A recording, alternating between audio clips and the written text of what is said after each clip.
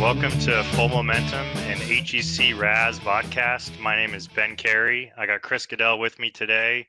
Here, Chris, here we are, man. Episode 1 of what is hopefully many. How are you feeling? Feeling good. I think this is a great idea. I think we've got a lot to share, and I'm hoping that people find this useful and we can keep this thing going. Absolutely. I think that's great. So again, HEC-RAS Vodcast here. My name's Ben. We got Chris. We are both HECRAS enthusiasts. Chris is probably more of an expert. Myself, more of an enthusiast. We're both hydraulic engineers with Kleinschmidt Group here in Portland, Oregon. And before we kind of get into the podcast and summarizing what we're going to be doing here and specifically the topic for today, I just want to give a shout out thanks to our company Kleinschmidt for supporting us and supporting this venture of launching a vodcast. It was really awesome of them. For those of you guys who don't know Kleinschmidt's one of the few engineering consulting firms in North America specializing in all things hydropower over the last 50 years. So thanks again to Kleinschmidt for supporting us here. Yeah, for sure. Yeah. So full momentum. What is this? What we really intended to do with this this podcast was be an extension of the RAS Solution blog. Obviously, the RAS Solution blog is something that Chris established many moons ago and has been a great success in the HEC-RAS community. And we wanted to obviously still maintain that blog, but also transform some of the information sharing that goes on to more modern information consumption. And obviously, podcasts are a booming industry and a really popular way to get information out there and to have discussions about current topics. So the idea was to bring the RAS Solution blog to a podcast, make it live, make it something that people can enjoy. So that's kind of the idea here. The goals of the vodcast, we're going to be having discussions about special topics within RAS. We're going to be talking about cool project applications that we've used in our careers, as well as projects maybe that we hear about peers that have used HEC-RAS for, as well as developments in the H&H engineering world. Obviously, there's a lot of really cool developments going on in H&H right now, and we're going to cover those as they come up, specifically related to HEC-RAS. And then finally, we want to bring on other experts into the discussion. Obviously, Chris has already done a great job of doing this, bringing people on, allowing them to post on the blog. We want to bring them on to this forum and allow them to have discussions with us about cool things. So in the future vodcasts, we'll have guests on as well, which is a really cool deal. So I guess we'll get into who we are. My name, again, is Ben Cary. I'm a hydraulic engineer with Kleinschmidt. I've been working with HEC-RAS for a little more than 4 years now. I went to Gonzaga University, where I got a degree in civil engineering, and worked with Chris at a firm prior to where we work now. So that started my experience in HEC-RAS there, and now happy at Kleinschmidt. Chris. Yeah, very cool. And everybody should notice that Ben's wearing a Gonzaga hat. That's no accident there. He's a very proud Gonzaga Bulldog fan. So I'm sure you'll hear a lot about that in the podcasts to come. So those of you who don't know me, my name's Chris Goodell. I've been a HEC-RAS admirer, enthusiast, user, whatever you want to call it, for the past 20 years or so. And earlier in my career, I spent some time at HEC on the HEC-RAS development team. And that's where I really got into the nuts and bolts of HEC-RAS and was able to really figure out the code behind it and understand how this actually works. And then after a couple, two and a half years there at HEC, I moved back to the Pacific Northwest, which is where all the family lives and where I'm comfortable living, and got into consulting. Fortunately, I was able to keep teaching. And so this allows me to continue to share my experience, my expertise in HEC-RAS. And I've been doing that since 2003, when I moved back up here and got into consulting. In 2018, a couple of years ago, I moved over to Klein Schmidt and continued to teach, and hooked up with Ben again. And we've made a pretty good team here in tackling HEC-RAS projects and teaching together, and doing a lot of stuff on the RAS Solution blog. So it's really cool to be able to do this. I'm very excited about this opportunity to get out and share what we know about HEC-RAS, but also to get on speakers, guest speakers that will come on and join us with this. Folks like the HEC-RAS team, Gary Bruner, I'm hoping to get on, Cam Ackerman, Stan Gibson, Mark Jensen, folks like that who are really the most knowledgeable about HEC-RAS, and get them in here and tell us what's going on.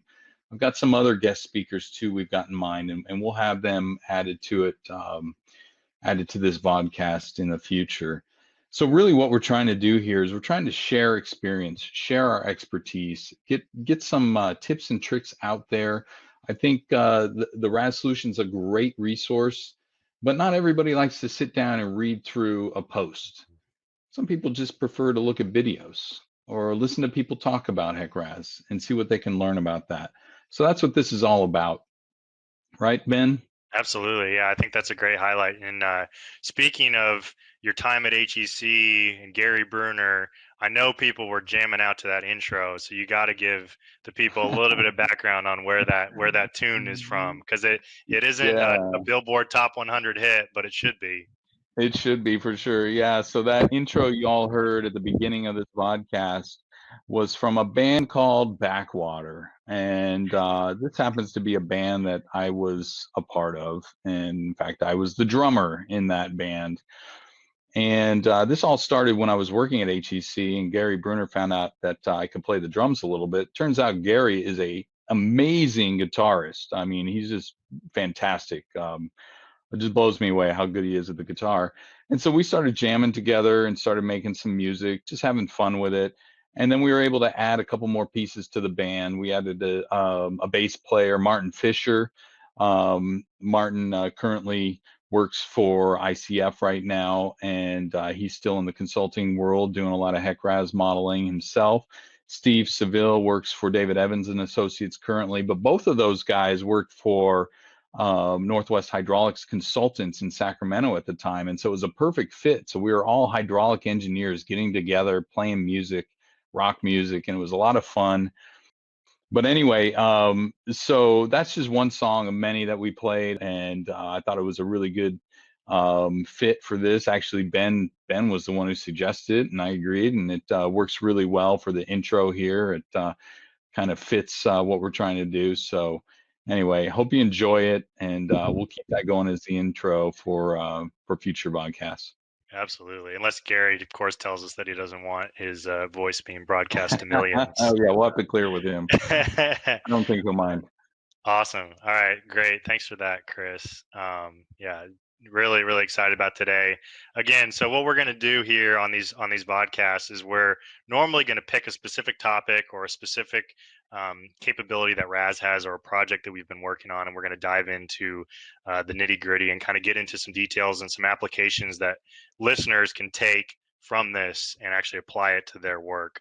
But today, being the first podcast that we're doing, what we wanted to do is something a little bit lighter, but also obviously still very relevant to the industry. And so what we're going to do is we're going to summarize what is new with HEC-RAS 5.1, or HEC-RAS 5.1, as Gary would want me to say.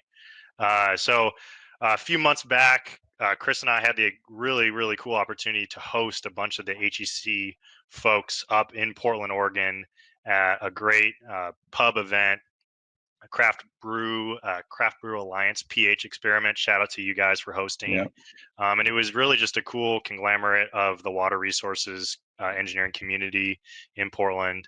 Everybody got together, and the presentation at that was what is coming in HEC-RAS 5.1, which has been a huge question for feels like years. something that we've been looking forward to as engineers, because we've gotten little nuggets about what might be coming. And as modelers, that gets us really excited because we think about all the cool project applications that we can use those for. So we're going to go over, kind of summarize in a short video here, what we learned there and what's coming for HEC-RAS 5.1. So again, a big thanks to Gary Bruner, Cameron Ackerman, and Stan Gibson for coming up and giving the presentation. All this material is from them, and I'm sure everybody here will be hearing from HEC in the near future, hopefully when that 5.1 gets released. Yeah, that was such a cool event. I mean, it was so fun to have those guys up there in such a relaxed, casual atmosphere, getting together. Fortunately, we got that done right before this whole COVID-19 thing started, and so we were able to do it. Well, I was thinking back, like if we had planned that a month later, it would have been canceled. So we're really fortunate there to have Gary and Cam and Stanford come up and give their presentations. All three of them are fantastic speakers. If you ever get a chance to listen to any of those guys, I really encourage you to take the opportunity and tune in, because all three of them are fantastic speakers and really have a lot of knowledge and experience that they can share with us. And so we're going to go through and talk about the new features that are coming in 5.1. Everyone's been waiting for this. We're really excited, and it's on the horizon. It's coming soon. Unfortunately, with the COVID-19 crisis going on, things have gotten a little bit delayed. They were hoping to have it out sooner, but it's going to be pushed back a little bit, but it's coming. And so we're going to talk about some of these features and get in a little bit more detail about what's coming and why these are good things, and what we can expect from them coming up.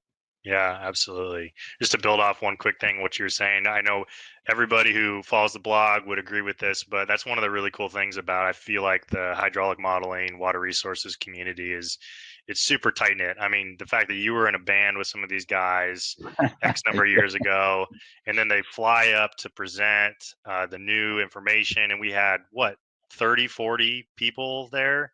No, come on, don't sell us short. There was close to 100 at least signed up. I Oh think man, ultimately we had about 75 people there who awesome. showed up in total. Yeah. So And yeah, it was just super cool to see. It's one of the really, I know everybody probably feels that way about their branch of engineering, but the water resources community is really awesome. So shouts to yeah, everybody. All right, so let's get into it. So there were, again, three presenters at this event, and there were four topics. Stan Gibson covered two of them, and they're somewhat similar. So we're going to group them when we summarize what kind of the highlights were. So the topics were what's new in 5.1. Gary gave that lecture. New RAS Mapper capabilities, which Cam covered and did a great job. There's some really cool stuff there. And then Stan covered mud and debris flow in HECRAS, Non-Newtonian Fluids, as well as 2D sediment transport, which is a huge development. that's gonna be awesome when that's put in there. Yeah, that's Yeah. gonna be incredible. Yeah, and there's been some really cool publishments and some stuff that's been put out by Stan and some of the other people at HEC on 2D sediment transport. So we're just going to briefly touch on it today. But if you want to learn more of the nitty gritty and the science behind what went on to develop that, there's definitely some online stuff that you guys can look up. So I'd encourage you to do that. Obviously, this was a multiple hour event, so we're not going to be able to cover everything in a short little podcast here, but we're going to, touch on the highlights. And if you guys have any questions, feel free to leave those in the comment box on YouTube where this video is posted, and we can try to address those maybe in the future. But nonetheless, a lot of cool stuff. So we'll start with what's new in 5.1. Gary Bruner covered tons of new stuff that's coming out in 5.1. So we have spatially varied precipitation, spatially varied infiltration that can be applied 2D areas, wind forces, 1D finite volume solver, which is huge. That's gonna be awesome when that's in there. Yeah. Just worked on a model that was crashing because we had cross sections drying out. We are excited for that. 2D, the 2D full momentum solver with better momentum conservation properties. That was a super technical topic, but really important. You can, with 5.1, you'll be able to attach pump stations inside or connect pump stations inside of 2D flow areas. as opposed to just storage areas, which is really relevant to me. I just got it done on a project where I was having to put in storage areas instead of 2D areas. That's a cool little add coming. When you add a 2D connection inside of a 2D area, you can specify to use 1D bridge hydraulics now in that connection, which is really cool. Previously, you weren't able to do that, and so the hydraulics through that connection were not as accurate as they will be now. Another huge thing that maybe goes a little bit undersold because it's not a new feature, but it's still super important to consultants, is they're seeing, after testing this new 5.1 with a number of different data sets, they're seeing speeds up to 50% faster with runtime. So really significant when it comes to consulting and some of these larger models that can take hours to run. And then lastly, there's a really cool 3D visualization tool that you can use. Really, the gist of that, or the major impact of that, is going to be presenting results to clients. It's something that is very visually appealing. It's easy to understand, easy to see what's going on, and that was something that the teams developed recently too. So obviously, there's a lot there. Chris, was there anything in particular that stood out to you there, or something that really gets you fired up? I have been waiting for this 1D finite volume solver for years now. I mean, I can't tell you how many times I've run into problems with, you're doing a low flow study. It's no problem when you're doing high flow work, no problem at all, because RAS does fine with good depth of flow. But as soon as that depth gets low or starts to approach zero, the model starts to get crazy, goes unstable, and eventually it's going to crash on. Those of you who've done enough HEC-RAS modeling in the past know that in unsteady HEC-RAS, 1D cross sections cannot go dry. They just can't. And in fact, when it gets close to dry, even with low depths, bad things start to happen. You start getting instabilities, the model starts going crazy, and ultimately it's going to crash on you. And that's really just due to the current solver that's being used right now, the finite difference solver. This new solver, finite volume solver, takes that problem away. You're going to be able to run 1D reaches and they can go dry, no problem. Okay, and that's all because of the finite volume solver. So that's really exciting. I'll show you a quick demo of that in a little bit. Awesome. Yeah, I think the thing that stood out to me, I mean, every single one of these things is super exciting. We could spend half an hour talking about how cool it is and all the applications that are going to be. But for me in particular, the things that stood out, and I think this is partially because of the project I was just working on over the last year, but is the spatially varied precipitation and infiltration parameters in 2D, or I should say boundary conditions in 2D. That's just really awesome. It's going to take RAS 2D to the next level. There's a lot of 2D software that already has the ability to do spatially varied precipitation infiltration. And for some project applications, that's been a real setback for HECRAS, or a real limitation. But now being able to have that in here is really going to open up the type of projects that we can use HECRAS for, and is going to make workarounds that we've developed, we can get rid of those and just save a lot of time and energy. I know I'm working on a project right now where I'll get into it in a little bit, but we had to split up a large basin into multiple 2D areas and connect them with 2D connections so that we could try to kind of simulate spatial precipitation and infiltration. And sorry if anybody can hear that. My dogs are here and obviously getting excited about something. But anyway, yeah. So that's what really caught my eye about. Yeah, and speaking of workarounds, I mean, that pump station feature is going to be huge, because up until 5.1 comes out, the only way to include a pump station into a 2D area is you have to put in a little mini storage. And to do that, then you have to have a SA 2D area connection, connecting that storage area up to the 2D area. And it's just added complexity that you shouldn't have to have, and added possibilities for instabilities and just more work, really. And so being able to put a pump station right directly in a 2D area is going to be great for this rain on grid type modeling, where you do have pump stations as important pieces to fix. Yeah. Yeah, just speaking of that, I just wanted to show kind of the example I was talking about here. So I was working on this project. It's a large project, urban flood modeling that we got going on. Uh, and again, you can see how complicated this model is. Each one of these are individual 2D areas. And these 2D areas are connected with 2D connections. And the reason we did this is so that we could try to rough in varied rainfall and varied infiltration for these different land uses that we have, and different, obviously, rainfall um, experiences that each one of these subbasins experience. So And that was that's because the current limitation, right, is that a single 2D area only gets one uniform distribution of rainfall, right? And so correct. by breaking this up, you can simulate a non-uniform distribution of rainfall. But as you mentioned, Ben, it just adds more complexity, more headache, more stuff you have to keep track of as you're doing your models. So yeah, another Absolutely. reason why this 2D spatial precipitation feature coming out is going to be really good. Yeah, and it's very flexible. There'll be a lot more information that comes out with the release, but there's that you can use rainfall gauges to specify what the rainfall distribution is going to be. There's tons of different ways that you can do that. It's very flexible. HEC didn't just go for the easiest solution. They definitely have given us some options for depending on the situation that you're in. So that's really cool.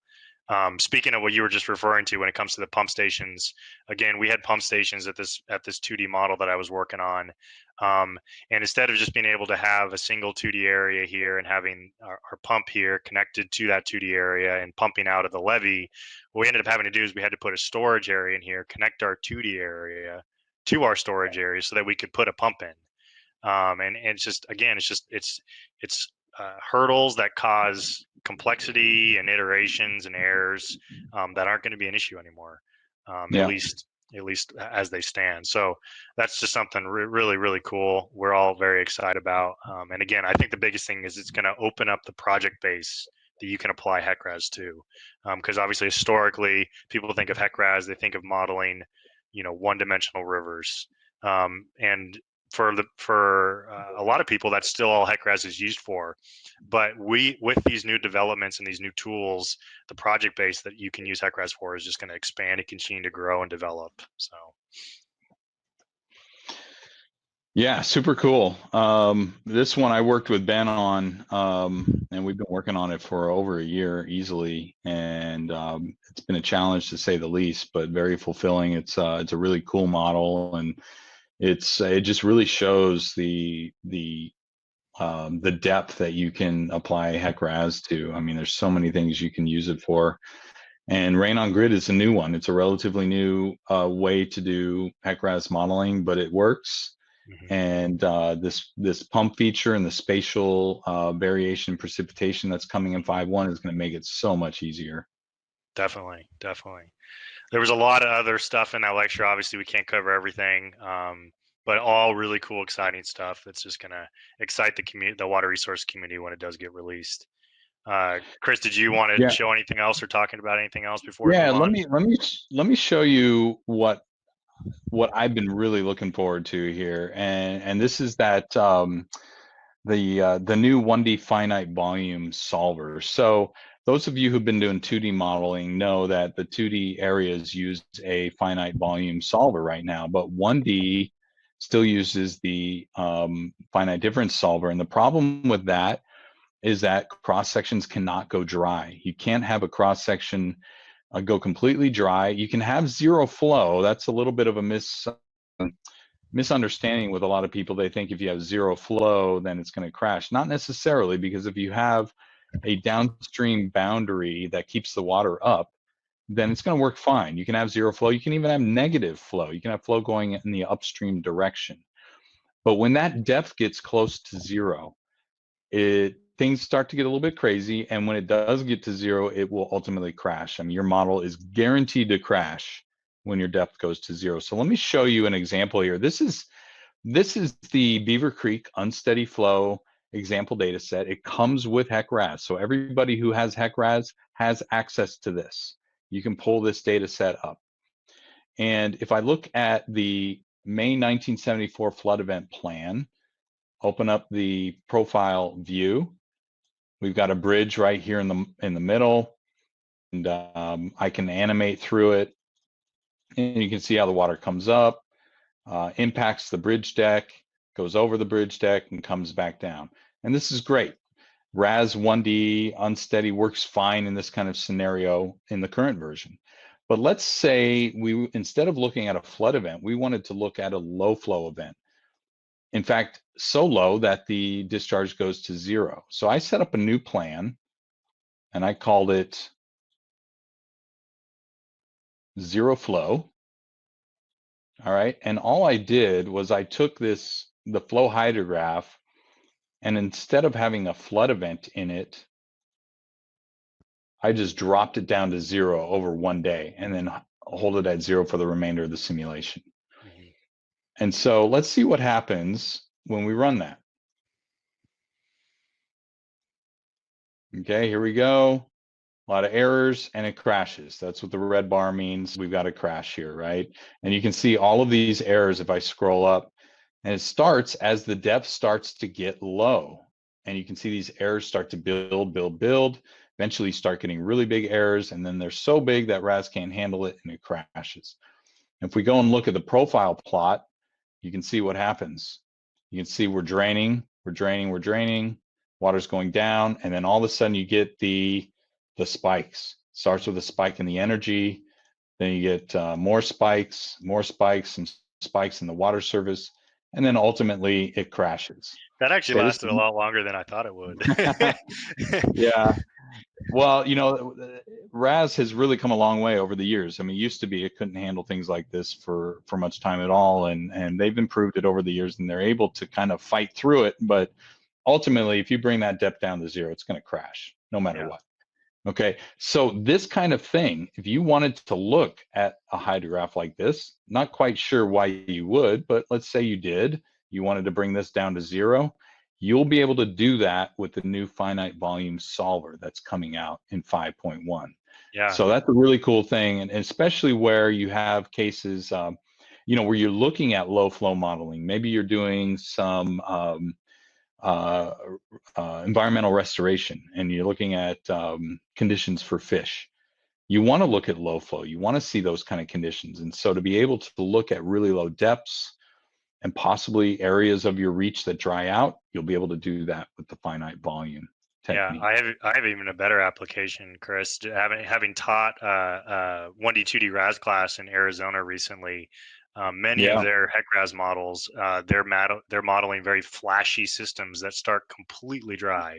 That's right. And if you are to add in some sort of base flow to that, in order to get your model stable, you're going to be really underestimating the impact that a flash flood can have.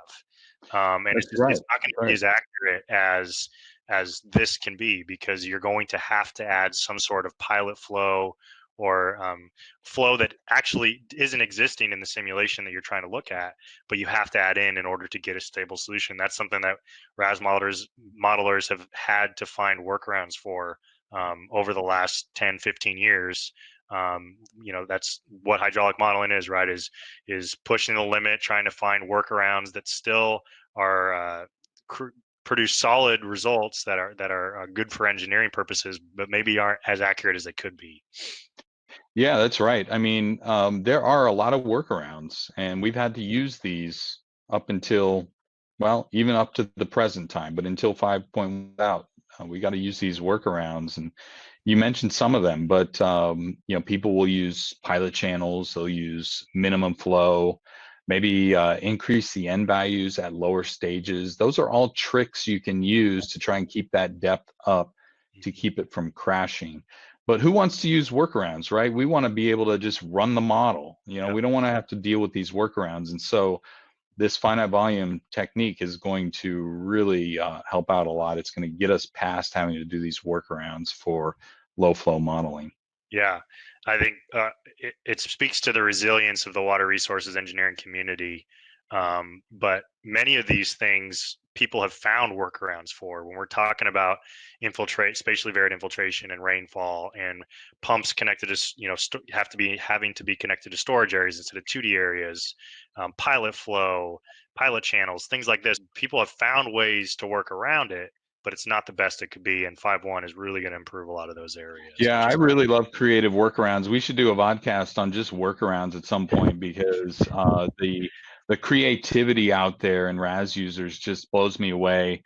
A really good example of this is several years ago when 2D had been out for a year or so, and folks realized, hey, we can't have a culvert cross over multiple cells. It can only go from one cell to another. Now, the current version 507 takes care of that, and we're beyond that. But before that, there was no way to have a culvert span multiple cells in a 2D area, and that was a real problem for some folks. And somebody actually in Australia, a guy that I've gotten to know over the years since then, came up with this really ingenious technique he called it wormhole culverts, which I thought was a really clever name, because it really describes what it does. But it's just a way of drawing your 2D area connection in a Z shape, so that you can have it actually span multiple cells. I won't go into too much detail there, but if you just go on Google and Google wormhole culverts, you're bound to find it. Fortunately, we don't have to do that workaround anymore, but it was such a clever idea, and it was really cool to see people come up with things like that. Yeah, absolutely.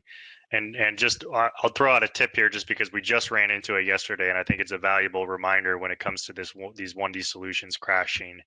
If you ever have a 1D 2D model, where you have 1D areas connected to 2D areas or vice versa, we were having a model yesterday that crashed immediately first time step, and the output said 2D result failure, or 2D instability in the 2D area.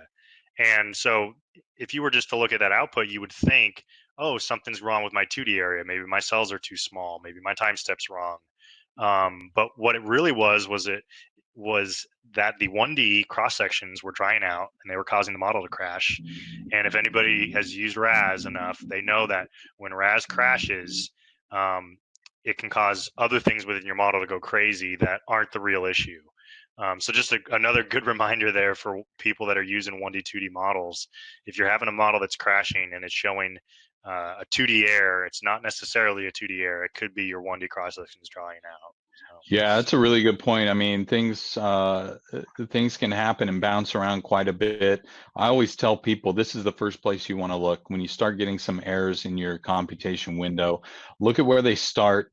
Look at where they're growing and compounding. Those are the areas you want to focus on. But as Ben mentioned, I mean, not every time are you going to find the source of the error looking at this, and so it just takes a little bit of expertise, a little experience to understand how everything's working together. And that's really the bottom line with HEC-RAS modeling. If you get nothing else out of this, know that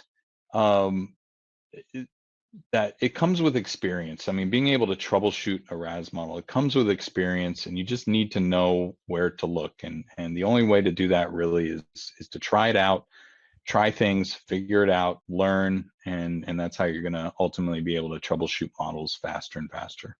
And of course, visit the HECRAS blog, the RAS solution blog continuously. Listen to this podcast, all those things too. So great, awesome. For sure. So Chris, you want to throw back the video chat, and we'll move on to the next topic in that great pub and grub that we had. So Gary talked about what was new in 5.1, and that was really what is new in the HEC-RAS engine. What new capabilities, what new features within HEC-RAS exist. The next topic was Cameron Ackerman, who came up and discussed what's new about RAS Mapper. Obviously, we've seen RAS Mapper probably more than any other feature within HEC-RAS grow in its capability, its functionality, and its usefulness over the last 5 or so years. The need for GIS and going back and forth between GIS and HEC-RAS was such an important thing for so many years, and and the updates that came out recent or in the previous releases of RAS Mapper have really made it so that RAS Mapper, you can almost do everything when it comes to constructing a model.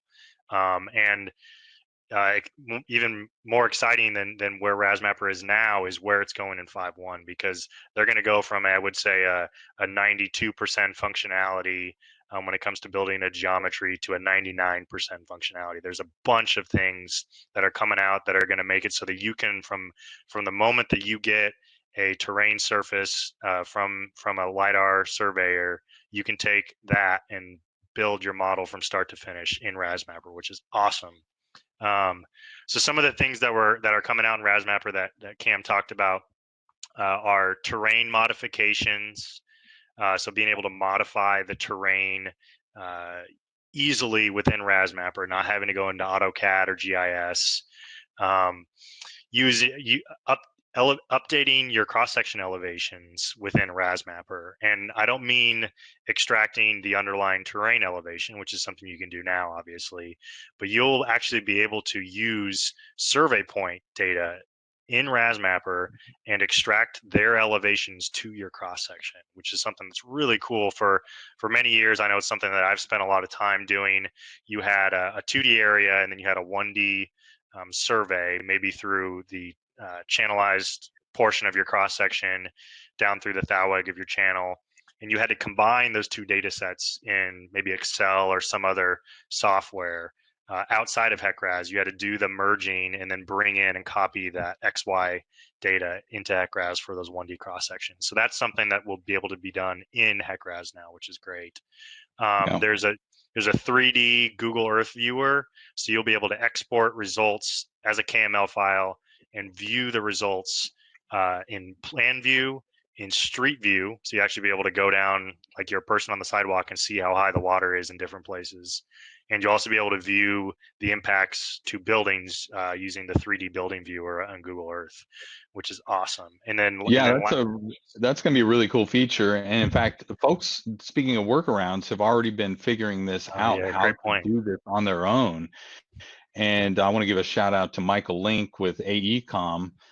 He works down in Texas, and he emailed me about this really cool technique he came up with to do this exact same thing, 3D Google Earth viewing of your HEC-RAS results, and it ultimately turned into a really cool blog post. So if you want to get a little preview of what's coming, I'd encourage you to go to RAS Solution and just search on 3D viewing 3D results, and you'll see this blog post. And it's a really good read. It's a really good example of folks coming up with really cool workarounds. But I don't know if that blog post, I'm going to, maybe assume that kind of lit a fire under HEC, and that encouraged them to add this feature in. I don't know if that's true or not, probably not. But it's coming in 5.1, so that feature will be built into RAS Mapper when 5.1 comes out.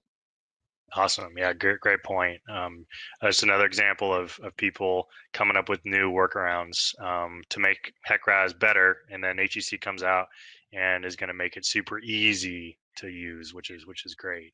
The last thing with RAS Mapper that's going to be coming out with 5.1 that's really cool is one of the last things that you've had to do in GIS up until now is if you wanted to assign Mannings values to a cross section based on an underlying Mannings shapefile or land use shapefile, you had to do that in GIS and then bring that in via GeoRAS into your RAS model. But with the new 5.1 release, you will be able to have your same underlying Mannings shapefile that you use to assign Mannings roughness to 2D areas, and you'll be able to extract those Mannings values to your 1D cross sections now, which is really helpful.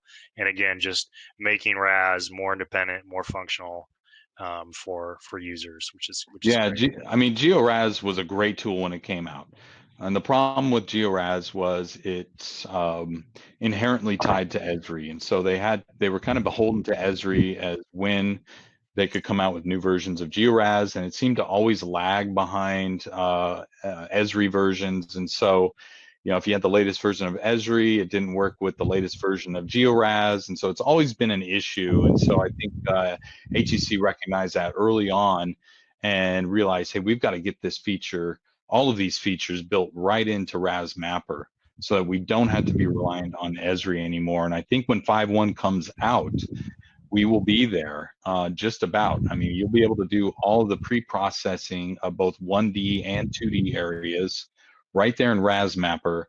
No need to have Esri and those expensive licenses, and you'll be able to go right away. As Ben says, with just a terrain, you get your terrain surface, get it from LiDAR or a hydrosurvey or a combination of the two, and you're off and running. That's all you need. You can build everything right off of that, right in RAS Mapper. Yeah, I also think this is a cool kind of shout out by HEC, just kind of recognizing that 1D is not going away. I've heard a lot of conversations over the last few years, especially teaching 1D, 2D classes, about how 2D you get all these cool results and it seems like it's more accurate in a lot of instances.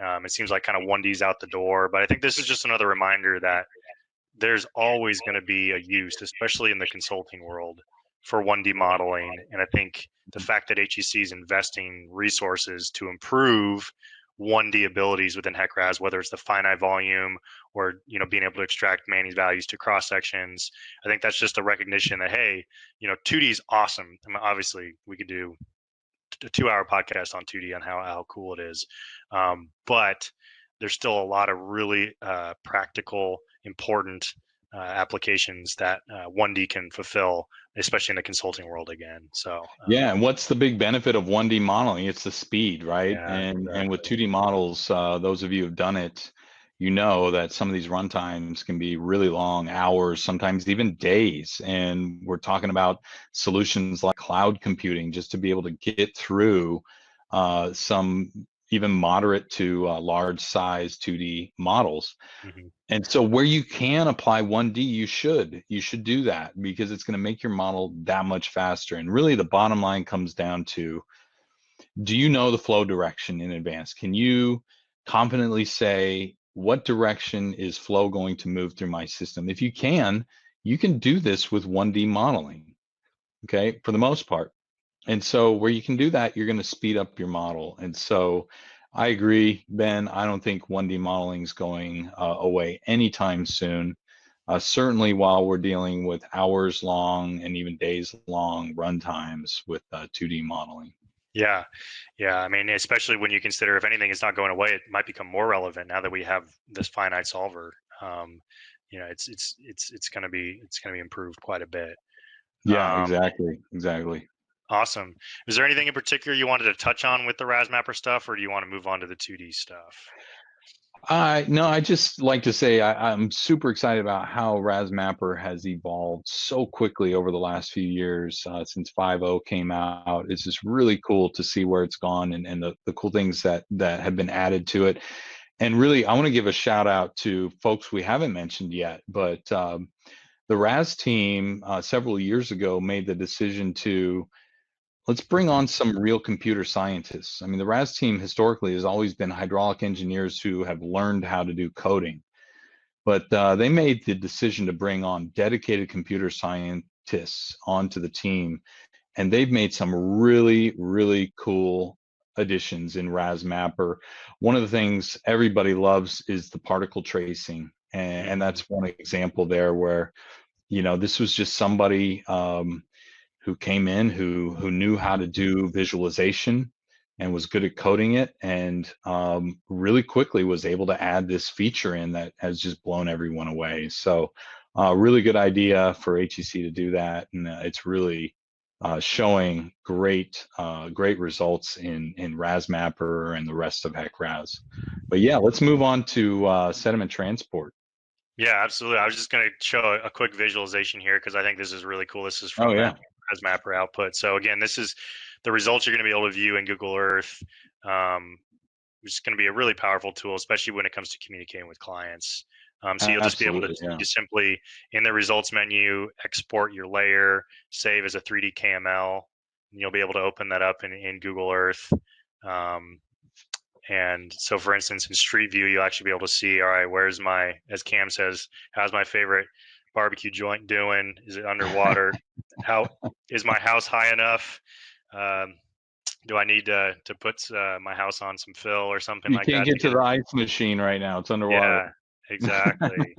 And then again, with these 3D buildings, be able to see what buildings are underwater, what's not. And this is going to be obviously, I think, really cool for presenting stuff to clients, but also for when it comes to emergency action planning and things like that. Really being able to key in on what buildings are going to be damaged in a dam breach or a flood event. Where do we need to prioritize those emergency action efforts? Just again, a lot of really, really cool stuff. Spent a lot of time talking about that. Hmm. All right, so the last topic that was covered, and I'm going to kind of merge these into two just for time's sake, was 2D sediment transport as well as um, non-Newtonian fluids, mud and debris flow within HECRAS. So both of those features are new. Previously, you were only able to model water in HECRAS. HEC with 5.1 has come out with the ability to actually model mud and debris flows, which is really, really cool. Maybe not super applicable to most projects, but again, is going to expand kind of the projects that HECRAS can be applied to. And if history is a lesson, over the last couple of years, I've seen a number of stories on, for instance, dam breaches where the majority of the flow caused or released from the dam breach was mud and debris flow, and that acts very, very differently from classic water breach behind a dam. So that's really awesome. And then again, 2D sediment transport, which I think is going to be really relevant and cut down on or improve efficiency when it comes to building things. Did you have anything you wanted to say about either of those, Chris? Yeah, I mean, even recently, I'm sure many of you have seen the examples out of Brazil where they've had tailings dam failures. And if you've seen any of those videos, you know that is not water. That is moving down. It's very much non-Newtonian flow. It's not possible to model that in HEC-RAS right now. And so this will be a really nice feature, if nothing else, to be able to do tailings dam breaches Yep. and see how that non-Newtonian flow moves around the system. Yeah, and I know a lot of flashy systems in the Southwest. Again, if we go to flash floods, a lot of those, by the time they reach a populated area, are heavy with mud and debris and almost function non-Newtonianly as opposed to water. So that's another really cool application. Um, One thing I wanted to say about the 2D sediment transport, just from something that I've been working on recently, previously, especially with the improvements with 2D, oftentimes you'll have a project where the client wants a sediment transport model constructed, but also wants a hydraulic model for the hydraulic results. And so, for instance, I'm working on a project right now where we are doing a 2D model of a reservoir. Um, and we're doing that in 2D for the hydraulics, and then we're doing a separate 1D model so that we can analyze the sediment transport in it. And obviously, that's really, really inefficient. It would be really nice to have everything in one model, being able to Mhm. answer all those questions with one single model, and that's something that we're going to be able to do now once 5.1 gets released, which is really, really, really cool. Yeah, let me show you just an example of non-Newtonian flow. I mean, this is one of those tailings dam failures in Brazil that happened recently. First of all, anybody doesn't believe a dam can fail in a matter of seconds. Mm, Just look at this video right here. But this coming out, this is just a mixture of water and mud, debris. Everything that's in its path gets entrained up in it, and you've got non-Newtonian flow. This is a great example right here. This is not moving like water. This is yes. sludge. This is mud. It's really gross and nasty stuff. But we'll be able to model this with the new non-Newtonian mud flow features that are coming out in RAS 5.1. Hmm. Yeah, and I know the reason that we haven't been able to do that yet is because the science and the math behind doing 2D sediment transport is incredibly difficult, and it's taken a ton of time and effort by those guys at HEC and Stan So big shouts to them for getting through this and giving us something that we're going to be able to use now. Oh Really, yeah, really, for really cool. sure. Yeah. Yeah. I was not expecting that. Had no idea they were working on mud and debris flow, but that is a welcome improvement for sure. Yeah, absolutely. All right. Well, that was kind of a summary again of that pub and grub. Again, we spent maybe 35 minutes talking about it. They were talking about it for 2.5 hours. So they did a great job of covering a ton of material. If anybody's ever in the Portland area, keep an eye on either Chris's LinkedIn page or mine about future pub and grubs. We're going to have other really cool topics that come up in the future once everything calms down here with COVID. It's just a really good opportunity to learn some really cool things, and we'll do our best to summarize what goes on with those in our podcast. But obviously, we won't be able to cover everything like we weren't today. So Yeah, and if anybody wants to do a pub and grub in your hometown, let me know. We're welcome yeah, to. We're happy to travel and do those wherever people want to have them. So, but for now, we're going to plan on doing some regular HEC-RAS pub and grubs in Portland, and hopefully have the speakers as good as we had on this last one with the folks from HEC coming up. yeah. Awesome. All right. Well, we're at about 51 minutes here, Chris. Before we get to kind of wrapping up, is there anything else you wanted to touch on with 5.1? Again, we touched on all the exciting stuff. What's exciting us individually the most? Anything else that you want to just touch Yeah, on? I mean, the biggest question everyone has is when is it coming out? And nobody really knows for sure. I don't even think HEC knows for sure. One thing that is for sure is it's been delayed because of the current health crisis and everyone having to work at home. It's just a little bit more difficult to do collaborative work when everyone's at home, isolated from the team. But they're working through it. I've spoken with Gary about this recently, and they're working through it. And if I had to guess, I would say sometime this summer, probably we can expect 5.1 to come out. Don't hold me to that because you never know. And they're constantly testing bugs, and who knows when new bugs will come up. And whenever a new bug comes up, they have to fix it before they can release the next version. So just keep an eye out for yeah, notice news about that on the RAS solution on LinkedIn, and we'll keep you posted. And I promise you, as soon as that new version comes out, I will make a post about it in LinkedIn and on the RAS solution so that everybody can go run out and get it and break the server at HEC. Awesome. Yeah. And speaking of that, given that there's probably going to be a little bit of a delay with that, maybe in the next couple episodes, maybe one of the things we'll try to tackle is some of those workarounds that are going to be fixed by the new 5.1, but people have found creative ways to work around now, just in case, you're a user that's on a project right now and you don't have time to wait until August for 5.1 to come out. And you want to figure out a way to do that now. Maybe, hopefully, in the next couple episodes, we can touch on those things. So. Yeah, and if anybody has any other ideas, please leave comments on the in the comment section of this YouTube video, and we will definitely add that to the list of things to talk about. I mean, this is just hopefully one of many podcasts to come, and yeah, the more we hear back from you, the more we can tailor make this to what folks out there are interested in, and make this a very useful and informative podcast. Absolutely. Yeah. The last thing we want to do is we don't want to bore people. We don't want to talk about things that aren't relevant to folks. Um, Obviously, non-H&H engineers are going to find some of these topics a little bit boring, but all of us think it's really cool, which is kind of the motivation for doing this in the first place. So, Yeah. all right. So just to wrap up, then again, we're going to be trying to do these at the very minimal on a monthly basis. Hopefully, every other week. The length of them is going to be very varied depending on what topic we're covering or project or whether we have a guest on or not. So just keep track of that. I'm also going to try to upload this to Apple Podcasts. So if you don't have time to watch the video, if you just want to listen to it on the background, I'm going to try to get that uploaded. So keep an eye out for a link to the Apple Podcast as well. Again, like Chris said, if you guys have questions or recommendations for what we talk about in the future, leave comments on the YouTube page where this is going to be posted. or the HECRAS blog. We'll try to be checking that for recommendations for future topics. Also, if you're a sponsor, if you are a consulting firm or a software developer that thinks it would be beneficial to sponsor this podcast, obviously Chris's blog gets a lot of traffic. It's really awesome for concentrating the H&H modeling community, especially related to HECRAS.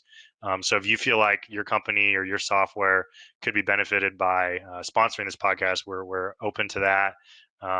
Partnering with all of you guys and getting your company or your software out to people, and because we know that RAS is awesome, it's great, there's tons of applications for it, but there are certain applications where there might be some better software, and so we're open to pubbing some of that if you guys are interested in sponsoring the podcast. So and then lastly, shortly after this is posted, you guys will also see, if you follow Chris or I or Kleinschmidt on LinkedIn, that we will be teaching a 1D, 2D HECRAS class online, and that will be available to register. I believe is it affirmative May 20th, Chris?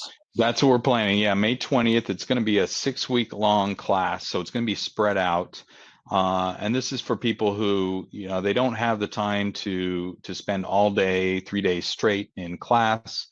Here's an opportunity to take this class from your home, where we should all be right now, and not have it kill your day. I mean, so it's going to be spread out, and it's going to give you an opportunity to work at your own pace, doing workshops, and we'll be available to help out either in a chat room or via email.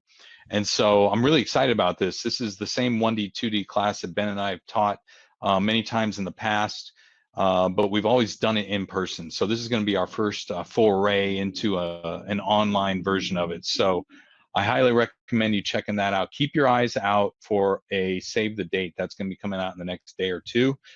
Possibly by the time this vodcast is published, it'll already be out there. So check out the RAS solution. You'll see the information about that. And really, the great thing about doing these online classes is you don't have to travel. So you HECRAS enthusiasts who live in India, who live in Australia, who live in Europe, you don't have to live in Portland, Oregon. You don't have to live in the States to take these classes. You'll be able to join us online, and we'll have a good time talking about HECRAS 1D, 2D modeling. Yeah, and just to build off that, especially when it comes to if you're out of a normal time zone and you're interested in taking this class, these webinars or classes using a webinar software that we're going to be doing, you'll be able to access the replays of these videos. And so, for instance, if we're lecturing for 3 hours at 9 o'clock a.m. Pacific time, you will be able to access that video once it's posted anytime. So if you maybe won't be able to take the class live, but you'll still be able to watch the videos, do the workshops, get feedback, ask questions from us. So still super valuable opportunity there. And again, is really nice for people that aren't able to travel or aren't able to take 3 days off work to take one of our in-person classes that we'll still be doing. So definitely a really, really cool opportunity. Again, Ben Cary, Chris Goodell, Kleinschmidt Group on LinkedIn. You should see this, or the RAS solution. You'll see that announcement coming out shortly. So, yeah, very cool. Well, this was a lot of fun, Ben. We'll have to do another one real soon. Yeah, absolutely. Thanks, Chris, and thanks everybody again for joining us. This has been Full Momentum and HEC Vodcast.